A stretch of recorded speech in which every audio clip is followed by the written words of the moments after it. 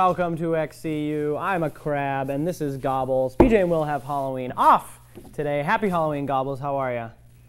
I'm good. Stirring. A lot happens in the past week in Xavier sports. We are looking forward to a bunch of things coming up in the next few weeks. Got a couple of things wrapping up. We are excited. In men's basketball, which of course is coming up, a few things about it.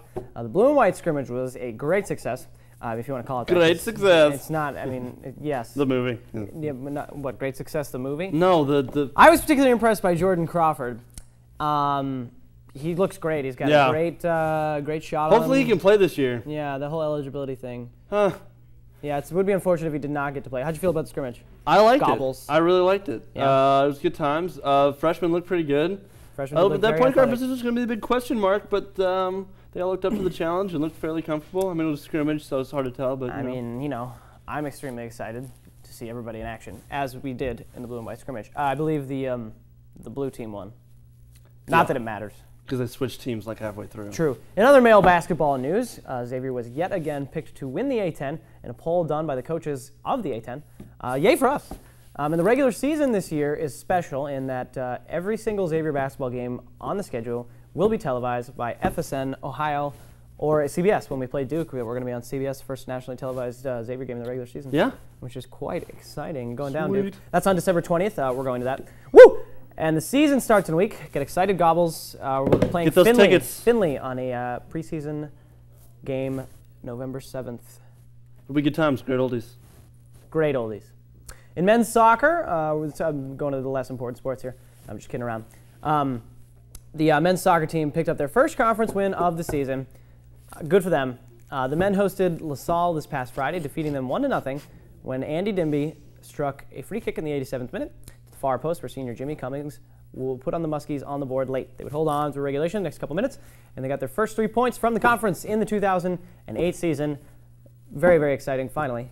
Didn't come quite soon enough, but that's okay. At least we're doing well. The men also hosted Fordham this past Sunday, where Cummings would again pick up another goal, his second of the season and in as many games. It was in the 64th minute that tied the game at 1. The Muskies, unfortunately, have a bad habit of allowing late goals and fell victim to it again. In the 84th minute, Fordham pulled ahead 2-1, closed out the game, sending the Muskies' record to 1-3-2 in the A10. The men will gear back up this weekend to play a doubleheader in Philadelphia, where they will meet St. Joe's. I always like Joe; he's a nice guy, and Temple. Yeah. Those good parties. Yeah, Joe's a good guy. Yeah, great parties. In fact, he usually has a type of drink called an Arnold Palmer, and it's very delicious. Oh yes. Yeah. I don't know what that tastes like. Of course not. What's in that? It's half ice. You want some candy? No, stop. Stay on point. Sorry. The women's soccer team unfortunately remains winless in the A10 after this past weekend, but they picked up.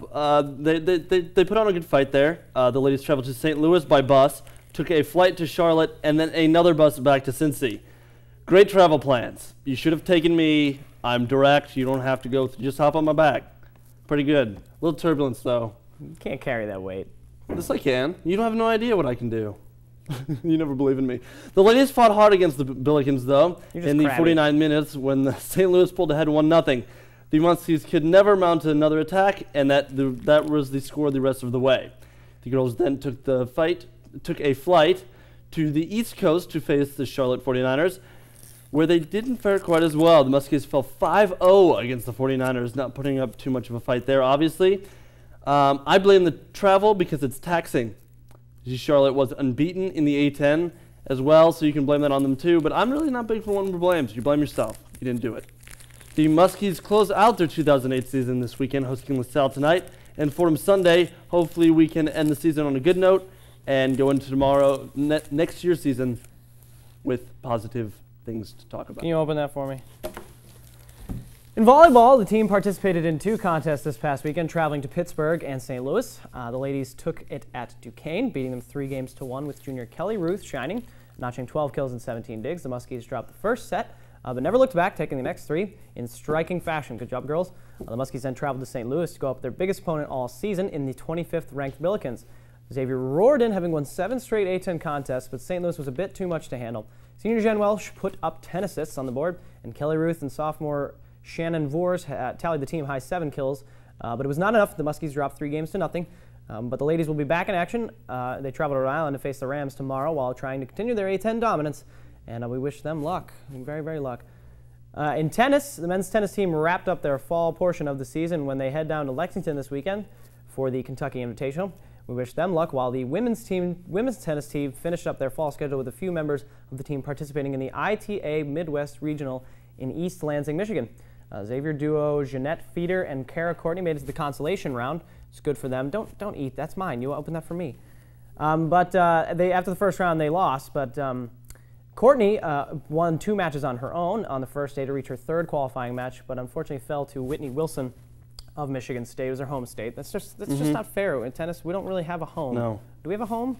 Well, we have those courts out there. Yeah, but like we play on those. Well, I think tennis it's just team doesn't play on those. Whatever. Take it. Thanks. Men's golf. The men's golf team rounded out their fall season in Wilmington, North Carolina, where a lot of teams There were a lot of teams in North Carolina and St. Louis. This past week, you got to work on that, man. The men's finished up the 6th at the Landfall Invitational. Landfill Invitational. This flap of skin is in my left eye. With senior Peter O'Neill finishing 10th overall, finishing his strong fall season, and freshman Sebastian McLean finished for a tie for 17th. The Muskies will return in March as they put away clubs and get drunk guys. Get drunk guys. You said it. I pay you to write this better. You said it. The swim team is back in full swing. They traveled to Oxford to face Miami of Ohio this past weekend.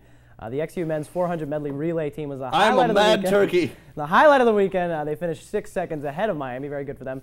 Terrence Mahan, Matt Marcus, John Roof, and Nathan Green all swam well on the relay team. Mahan also finished first in the 200 back. Roof finished first in the 200 fly race, and Green won the 100-meter freestyle. Sophomore Carrie Pegler had the only first-place finish for the women in the 200 back event.